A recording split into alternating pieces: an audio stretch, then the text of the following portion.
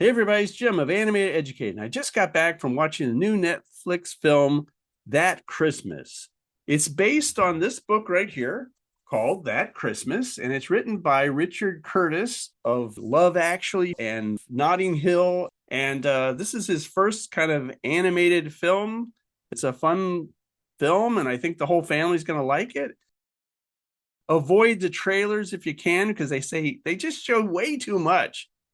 And while I was there after screening, there was a Q&A, and I got to record it. So here it is, That Christmas. Anyway, thank you again, you all for coming. I hope you enjoyed the movie. But I want to start a little bit, I guess it's important to start with Richard because that's where it started. Richard wrote 3 books about Christmas, called one, That Christmas, Snow Day, and Empty Stocking. And maybe, Richard, you could tell us a teeny bit about how 3 children's books became an animated feature, the idea. Yeah, I'm so excited to see people with the books. My children, one of whom is here, used to be very cruel because they didn't sell millions of copies. And every time we went to a bookshop, they'd always run up to me and say, "Dad, amazing news! The book has sold out." In other words, they never had the book in the first place. So it's lovely to see a few copies of it. Yeah, what happened is I wrote the 3 books, always thinking about children and my own and trying to think of something to make them amused at Christmas.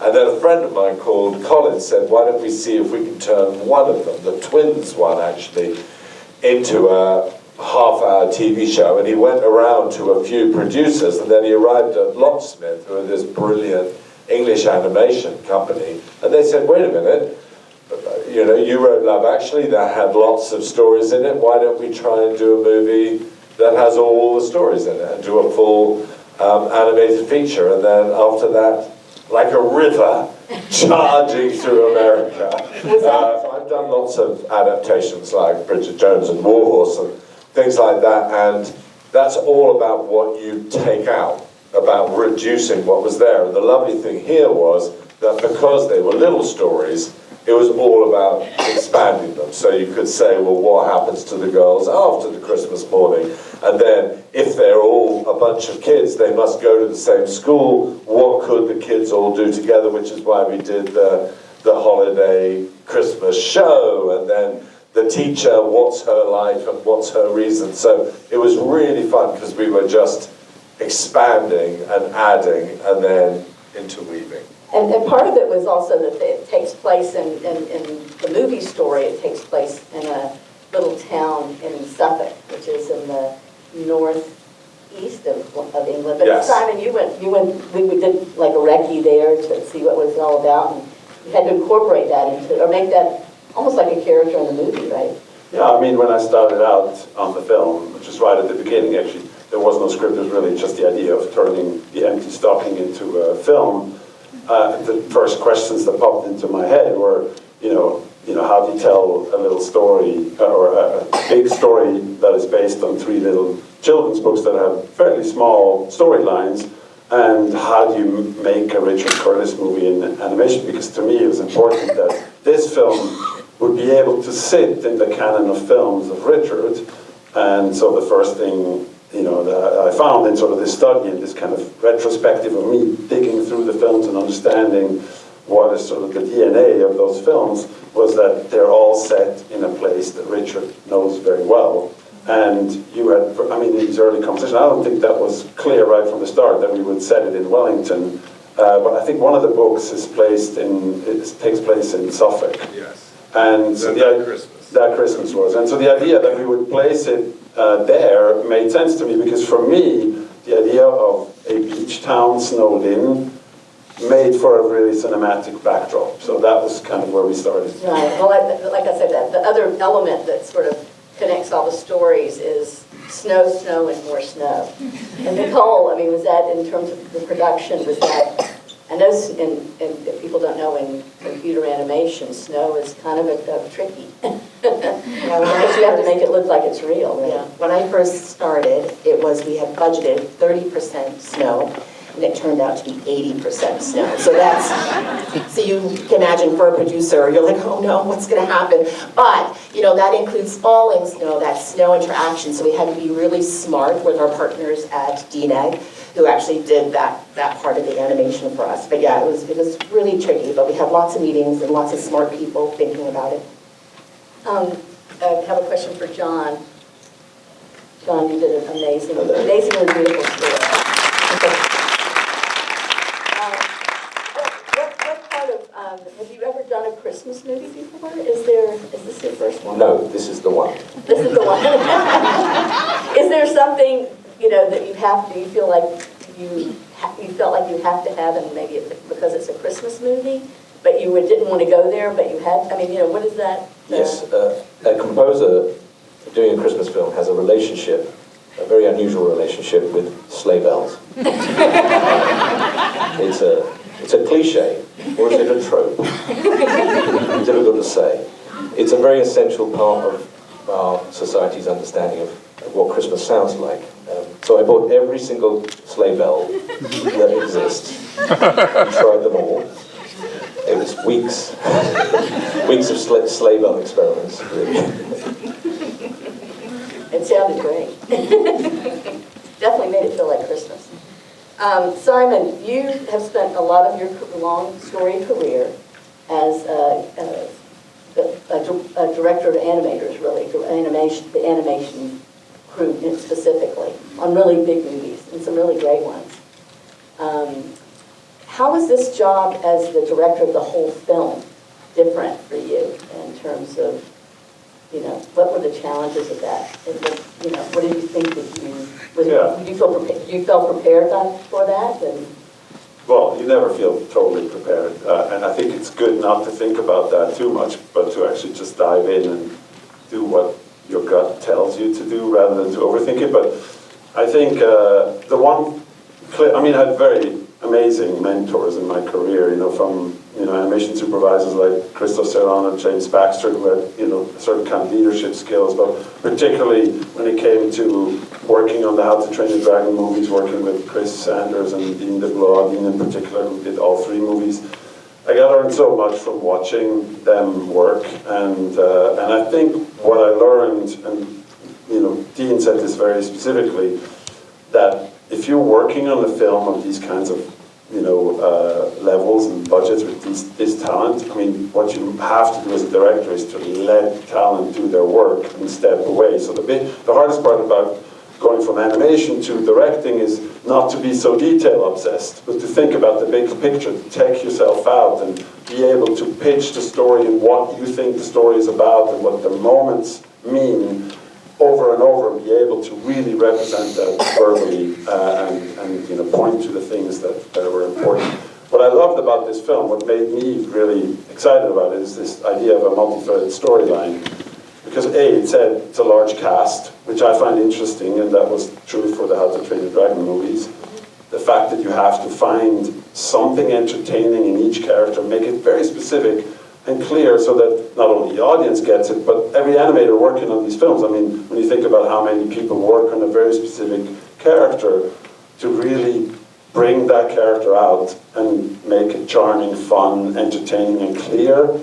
And Charlie and Sam are really interesting because they're essentially exactly the same puppet, the same digital puppet, but they behave so differently because I think the animators fully understood and brought the idea. I make it sound like I came up with all these ideas. Of course, there was a whole crew from the story artist through conversations with Richard, but also the animators and the lead animators themselves, who I was able to kind of coax out, and they were able to bring ideas that I didn't think of and have a clear idea with each character. So having those conversations is, I think, what separates being a head of animation and a director. And then, of course, everything else that goes outside of animation, from pre-production into post-production, super exciting. Yeah, some people erroneously think that computer animation is done by computers. That's very far from the truth. It's done by a group of amazing, amazing artists who I've always found if you let them do their job, they always bring it back to you better than what you thought it could be. And that's what makes the movies really good. Richard, there's a kind of a pretty special voice cast in this movie. Can you want to talk maybe a little bit about, I know you and Simon worked closely to try to figure out who might embody some of these characters. Yeah, as you can imagine, one of the great things about doing an animated movie is the cast all don't have to be available at the same time. When you do a live action movie, they've all got to be free from February the 6th, the 4th of April. But the great thing is we could absolutely pick and choose, and so we were really keen to have Brian Cox playing Santa. He was quite busy playing the worst man in the world. We wanted him to play the best man in the world, and he sort of dipped in to our lives once every 2 months for about a year. And then, we've all wanted Rhys Darby. You may have noticed that it's rather peculiar that there's a New Zealander living in the village. But immigration does strange things. But he did it from New Zealand. Did he ever do one? No, he did it from New Zealand. And then, we have Fiona Shaw, who was an amazing English actress I've never managed to work with. She played Mrs. Trapper. And then Jodie Whittaker, who once played Doctor Who. And they didn't meet each other, but it was so much fun working with the actors because they so embodied the characters, even though they never put on a costume. And never put on makeup. And it was amazing to watch Brian Cox, enter as a rather gentle old man. And then he'd walk into the booth and he'd kind of inflate. And because the weather was so bad, he'd move around like that, pretending it was a stormy day. And then the kids were amazing. And the kids, it was great because, the kids here can imagine how scary it is working on a real life movie where there are 60 adults and cameras. And the great thing is the kids here, we could have them in lots of times and just do the lines again and again. And I think if I was ever going to make a movie with lots of children in it, an animated film is the way to go. Would you ever do it again? Nicole, tell me a little bit about, I know with producing, if you don't know, you do a little bit of everything.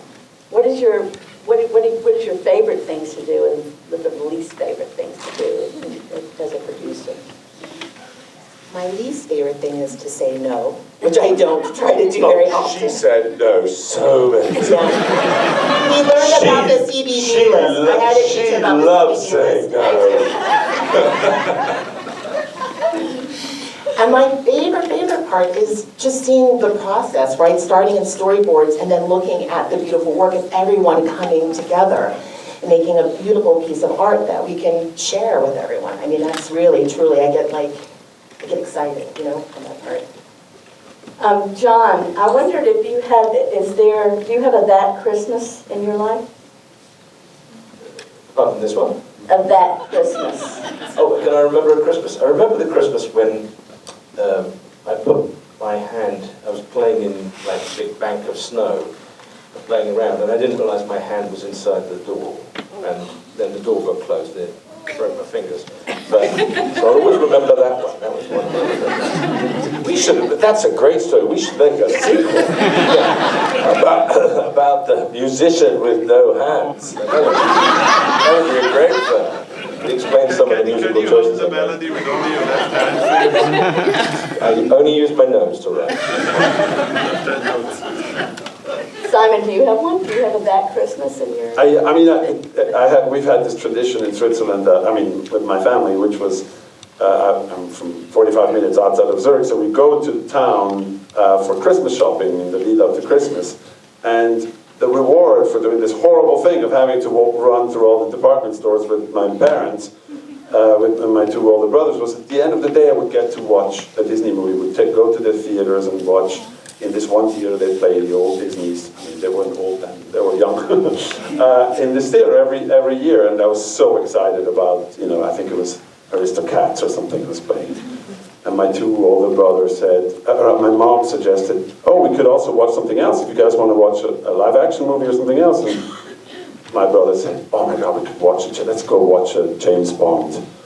and my life ended that day. I was like, this is the worst thing that ever happened to me. And of course I had to go along with the little one with no voice, no vote. And I loved it. It blew my mind. From that point on, I loved James Bond as much as I did Disney movies. Nicole, I was just going to ask you, you did a lot of big movies at Disney.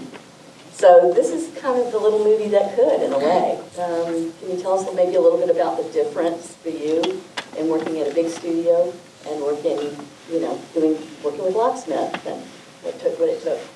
I think it's, in terms of, let's see, I think the biggest difference is like Disney's like a fully integrated studio, right? So working with Double Negative, which is our partner, Steve Amber, which is our partner, who do the art, the animation, it's getting that collaboration and that communication, even, you have to keep that up even more, right? You have to get them excited. The great thing is, like, their main offices are in London, the main studio, and we are too, so we could easily go over there. But it's like, how do we keep that inspiration all the way from where we are to that side? So I think that's probably the biggest difference. And partially during the pandemic as well, right? Made it more challenging. Yeah, exactly. And people working remotely, right? And Double Negative has studios in Mumbai and Montreal and London. So we were up 10 o'clock at night doing dailies in Montreal. But Richard, you and I have talked about this a bit. I'm always fascinated. You've written some of my favorite movies. Maybe I've seen them more than you. Notting Hill, and Love Actually, and Four Weddings and a Funeral. What is that? I mean, I just feel like this is, that Christmas is one of those movies. And how does that, what makes a Richard Curtis movie a Richard Curtis movie? I don't know. I mean, I've now regretted my whole career. Because it turns out people in animation are so much nicer than people in live action. Movies. you gotta say that. Don't tell anybody. I don't know, they just, they're so sweet. I think it's like if you're put in a cell with someone for 5 years, you better be nice at the beginning because you're stuck with each other. But I have had a lovely time. I mean, the surprising thing for me is how astonishingly, I mean, I don't know if you felt this, but how astonishingly expressive the faces in this animation were in the end. And that was the huge gift in the last 6 months. Because you think, well, the one thing you'll get with real life actors is, their faces, and you'll see these emotions, and you won't be able to do that in an animated film. And far from it, there were just moments where, particularly on Danny, the little boy's face, you would, in the course of 4 seconds, see kind of anger, then disappointment, then regret, then hope. And I must admit, that was something that the emotional detail in an animated movie really startled me. So I wish I could go back and make, Four Dragons and a Funeral and various other movies like that. I'm sure we'll be seeing something. Bonnie, can I ask a question? Yes. Oh, well, this is an amazing moment for me, of course, because I think John, Richard, and I have been in the room physically maybe twice together in the whole thing. I think once at the pre-meeting, and then I think we spotted the film when you were in London, and then at the recording studio, I think you were there once, Richard, when John, right? So I'd love to ask you guys. So Richard said some pretty funny thing, like, all you got to do with John is write a great effing tune, and we'll be okay. and John, I think you were a bit apprehensive about writing a Christmas movie, and then you were thinking about, what is a Richard Curtis film, and can you talk a little bit, like both of you guys, about how the music experience was because for me, of course, and for Nicole, I know we talk about it all the time. It was such a tremendous experience to, be there, spotting the film and discussing and having like amazing discoveries as you were playing your demo for the first time, and us trying to find words on how to describe how beautiful it is, and discoveries like, maybe one anecdote I'd love to share, maybe you guys can chime in on this too, is at the end when Bernie runs to the beach, and it's this really dynamic piece of music that really picks up the pace, and then it stops right when the wave hits. and then there's this dong right on her face. And remember, we shifted the music.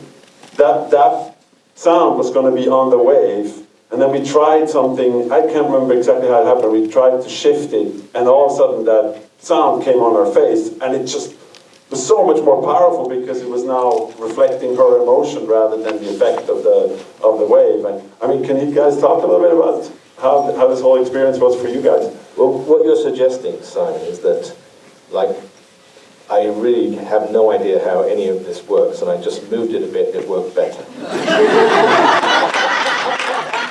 And you'd be right. That wasn't my impression at all. Let him keep thinking that. Now, you have to understand, it's like, I mean, obviously, Bonnie, I've known since Dragons, and then Simon, I've known since Dragons. But then, you know, Richard's name came up, and I think it was important for me to try and, in my life, get on a Richard Curtis movie. That was really one part of the essential things. Even if it was a Christmas movie, that I probably wasn't going to do. But the thing you have to understand is that Richard is more elegantly than anyone in history represented the exploding heart of the English person. The romance, he is the original sort of English romantic, and I've always felt that in myself, trying to do his music. So I just really was gravitating definitely towards, I think, that feeling that the English are seen as cold and calm and things like that, and we're not. We're desperately overwrought with emotion. Will not let you show it, not let you see it, unless, you know. Well, I'm full of emotion, and mainly with composers, it's anger and frustration. Because you always meet them, and you say to them, look, all we need is a couple of good tunes. And they say, oh yeah, no, I've got millions. And then you have a meeting with them, and they play you the third worst tune in history. But it was a wonderful moment. I went to see John, and he had come up with this, I thought, beautiful, sort of sad, worried, emotional tune, which was kind of how I think a lot of the characters in the movie feel. They're just yearning for something they can't quite have.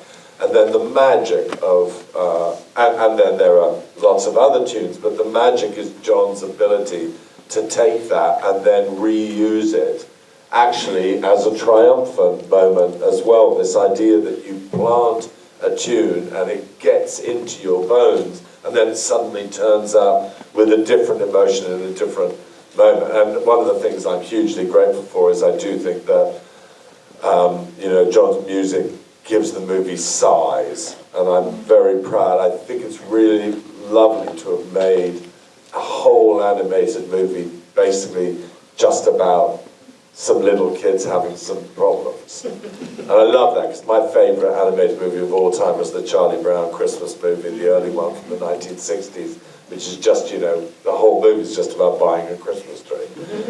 So I love that, but then John gave it, and particularly with Santa, gave it the scope, so that you feel you're not shortchanged, you're getting a movie with big events and big emotions, but also just a little world like the world that most of us live in. I know we don't have just a few minutes left. I was going to ask Simon. Simon, did you have a best day on the movie? Oh, I mean, the best day must be walking into Abbey Road and listening to the score. Maybe also when you told me that Ed Sheeran might, in fact, that we might actually have the Ed Sheeran song in the middle. By the way, you're one of maybe, by now, maybe 500 people who've heard this song for the first time. I think it's about to hit, a music video is about to come out, which, can we talk about that? Yeah. Okay, so Richard directed the music video in Southwold, which is the town where the movie is based on, and it's Ed Sheeran and Claudia Jessie. That's right. Playing the part. So that music video is about to come out in about 10 days, and you will have heard the song. Yeah, If you want to know what my living room looks like, watch the video. I don't like getting up early in the morning, and neither does Ed. So we said, well, why don't we just film it in our house, and then we can get up a little bit later. But yeah, the video will be out in a while. But the reason the video's gorgeous is because the film that Simon's made is so gorgeous. So there's, you know, poor old Ed with his orange face. And then all of the gorgeous bits of the movie. There's quite a pretty song in its 4 minutes. What's your best moment of the filming? My favourite moment was really, because we've seen this movie just in hand drawing, you know, and then that's kind of great, but then there's an awful bit in the process where the whole movie looks like something from Minecraft. And you think, oh, Christ, is that what Simon thinks is good? And so for me, my favourite moment was sitting down and watching the finished film and realising what you'd had in your head the whole time was not the worst film of all. Then I apologise to all the amazing layout artists. And by the way, I think I remember, you probably don't remember this, Richard, but the first time you referred to the layout department, you call it the layoff department. That's a tricky statement today, isn't it? Anyway, well, thank you all so much for coming today.